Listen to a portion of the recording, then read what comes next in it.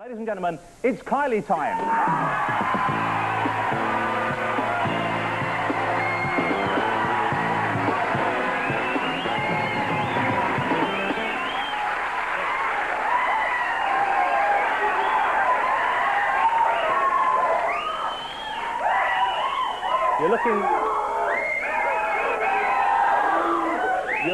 You're looking lovely this evening. Thank you. Like a beautifully well-dusted piece of Turkish delight, if I may be so bold. Isn't he lovely? Now, one thing I must say, because the Minogue family, an incredible family, and what a photogenic family as well. Because you look terrific, your sister looks terrific, I've seen photos of your mum, she looks great. The only one I haven't seen, you have a brother, who I've never seen in photographs, and I wonder, is he a John Merrick type? Is he someone, is he the secret of the Minogue family? Do you keep him hidden away? He prefers to be hidden away, actually. He works on the other side of the camera. He's an assistant cameraman. Right. And he's quiet. He's cute. But that shouldn't stop him from making a single or something, should it? Just because he's... Don't wish it upon it. Okay. I keep saying that I promise there's no more Minogues coming out. This is it. Now you've undergone a fairly radical change of image. I remember when the first video I saw for I Should Be So Lucky, squeaky clean, dancing around like an innocent farm girl or something, you know, Yeah. and now, especially the last tour where you came out with all the fishnet and the PVC. And some people, I know there were comparisons to Madonna. Some people have said that maybe you were looking at Madonna and using her as an influence. Were you surprised at that comparison? In the beginning, I was quite flattered to be compared with Madonna. Now I'm getting quite sick of it. Yeah. I mean, I'm not trying to be a new Madonna. I'm trying to be myself. I mean, I'm 23. I'm discovering myself personally, let alone the image that I project. Yeah. Well, let me ask you, because you said you don't want to be like the new Madonna, and I get the feeling you held yourself back from saying, I want to be like the new Kylie. The new Kylie, yeah, I guess so. I mean, I'm discovering more about myself, and I'm trying to put more of myself into my work, and As I find that were possible in that kind of outfit. So what's the most interesting personal discovery you have made in this whirlwind life of yours, Kylie? You think I can tell you right now? I don't see why not. Gosh, that's really hard to name one thing. I mean, what any 23-year-old would be doing. I'm enjoying my traveling a lot more. Enjoying yourself fully. Fully, yeah. That's the euphemistic way of saying it. Yes, it is. Now, you're back in the charts, and congratulations, straight back in at number 5. I am. It's so nice to be in the Well, let's have a look. top I want to show, because it's a beautiful video I have for this. This is Kylie in action, the new single. Have a look at this.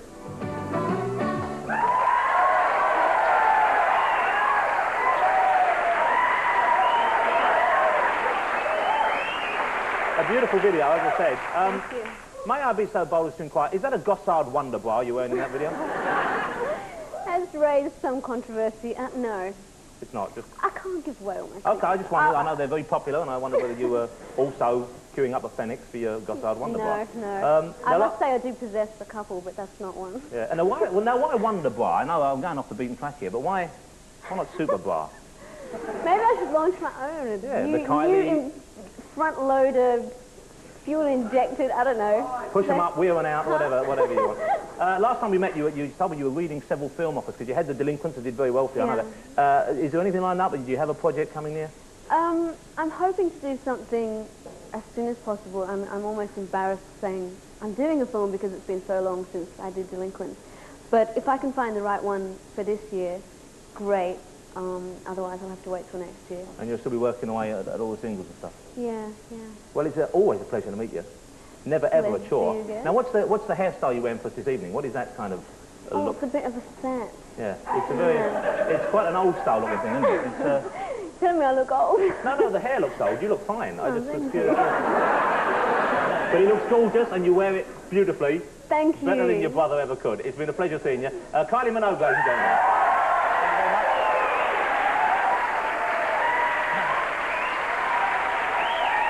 Thank you, fellas. Ladies and gentlemen. Thank you very much, Kylie Minogue. Now, single that in 1970 was a #3 hit. Yeah. Yeah. Nice to see you again. Forward. Now, just give us that shrill. Okay.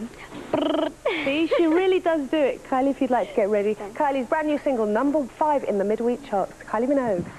Come and have a seat. We're going to call you Bunches Minogue yes, from now on. You. Have a seat. Bunches Minogue.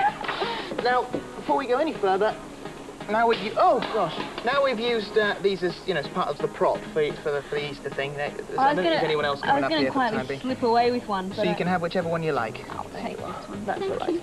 Is it true?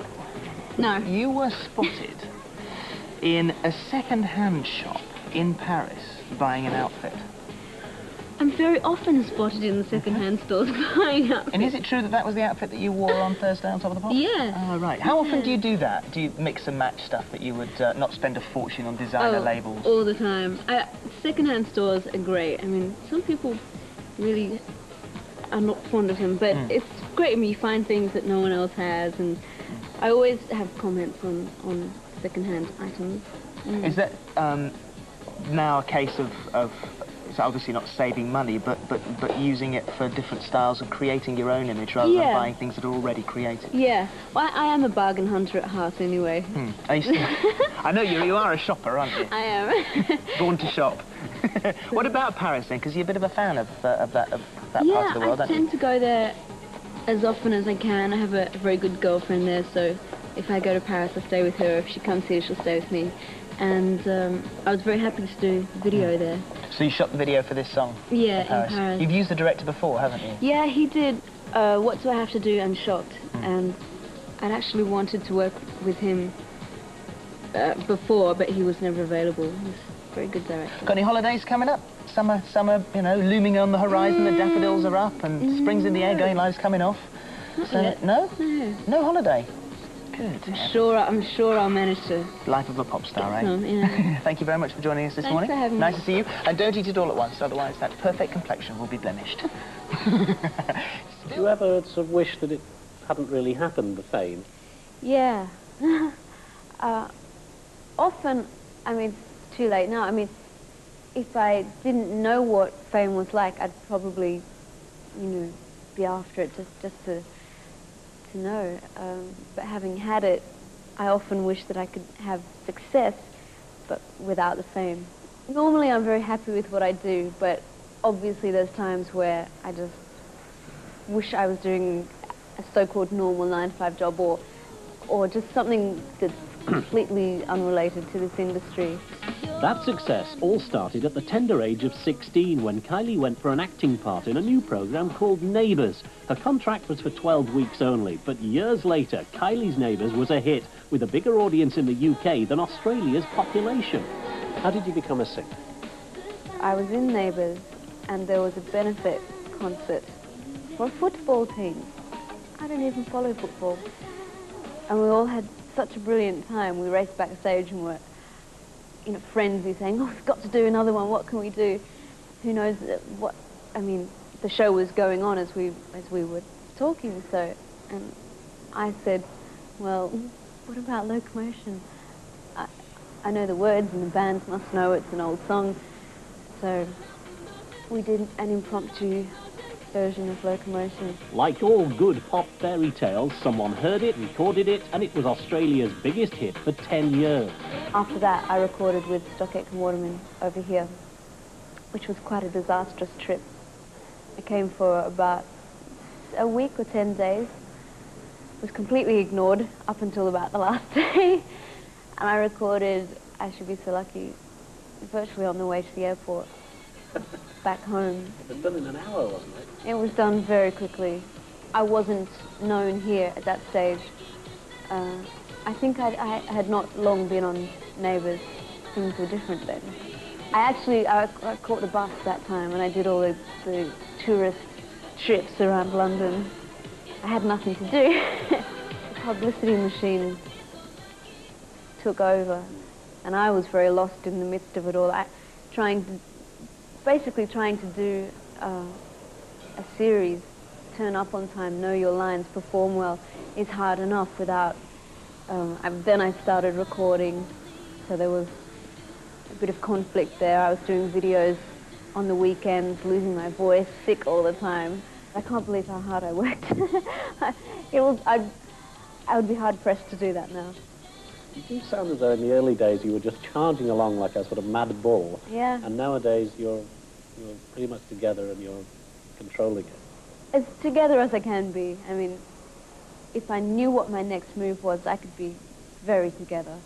but I don't know if the next song's going to be a hit. I don't know. There's a lot of things I don't know, a lot of aspects about. I like to take it one day at a time. My manager has great difficulty pinning me down to do things. Well, if we can leave the pop star alone and talk to you just as a woman for a moment, any fellas that you look at and fancy to death at the moment? Well, let me see. I did see My Own Private Idaho the other day. Wasn't that impressed with the movie, but the 2 stars are worth seeing, put it that way. For your information, that's River Phoenix and Keanu Reeves. So, yes, I can get all kind of fluttery-eyed when I go to the movies as well. Well, that's nice. Yeah, it's very nice. Some claim that Kylie's affair with In Excess lead singer Michael Hutchence helped her take control of her life, how she worked, what she recorded, and how she looked. The papers are always picking up on the new raunchy image. Incredible. I've had so many new looks. Each time it's like the new Kylie's grown up. Give me a break. Do you see yourself as raunchy? No. Raunchy is such a press word. It really annoys me. I mean, fancy. Sure, if I'm in videos and in photos, I more or less take on another persona. I mean, it's not. I'm not like that when I get up in the morning. I'm not like that when I'm out with friends. But on some of the pictures, you are very sexy. Do you like looking sexy? Yeah, I think any woman does. It's fun.